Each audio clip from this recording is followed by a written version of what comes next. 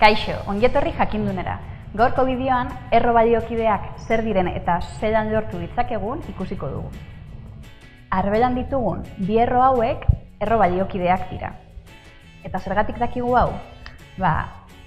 Erroaren errotzaileak izendatzaile gisa idazten baditugu eta errokizunaren berretzaileak zenbakitzaile gisa lortzen ditugu bi zatikiak baliokideak direlako. Oso garrantzitsua da jakitea zelan egiten ditugun erro baliokideak, ze erroak konparatzeko edota eragiketak egiteko oso baliagarria izango zaigu. Beraz, zelan lortzen ditugu erro baliokideak?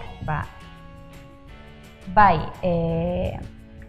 errotzailea, bai berretzailea zenbaki beragatik zatituz edota biderkatuz.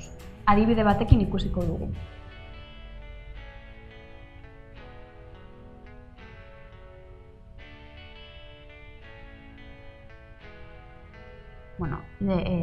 Egingo dugu lehenengo gauza, errotzailea eta berretzailea hirugatik biderkatzea. Beraz, ze erro ditzen zaigu? 6 bider 3 18 errotzaile gisa, 4 bider 3 12 berretzaile gisa. Erro hau eta beste hau erro baliokideak dira. Biderkatzen dugunean, prozesu honi amplifikazio deitzen zaio.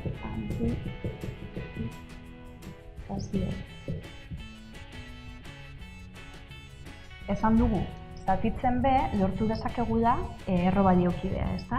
Beraz, zati bi egingo dugu adibidez, 6 zati bi 3 izango da, 4 zati bi 2, eta beste hau, honen erro baliokidea izango da eta honen abe. Eta prozesu honi zatitzen dugunean,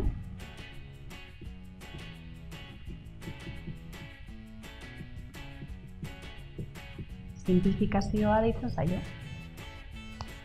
Hau izan da guztia. Gogoratu, web orria edean eta YouTuben jarraitu jakindun.